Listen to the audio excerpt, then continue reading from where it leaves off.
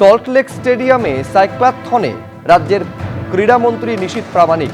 Fit India প্রকল্পে রাজ্যে গত 15 বছর ধরে কাজ হয়নি, খেলো ইন্ডিয়ার কোনো একটি সংস্করণ রাজ্যে হতে পারে এমন ইঙ্গিত দিয়েছেন ক্রীড়ামন্ত্রী নিশীথ প্রামাণিক।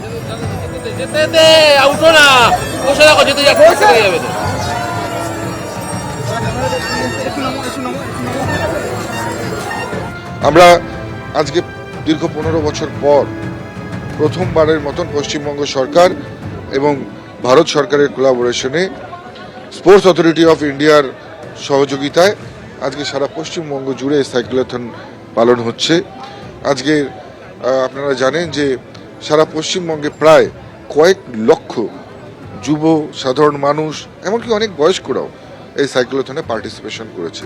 নিশ্চিতভাবে এটি একটি সফল কার্যক্রম হয়েছে এবং এই সফল কার্যক্রমের মধ্যে দিয়েই আগামী দিনের পশ্চিমবঙ্গের ক্রীড়ায় পরিবর্তনের যে স্বপ্ন সেটা মানুষ দেখতে শুরু করেছে।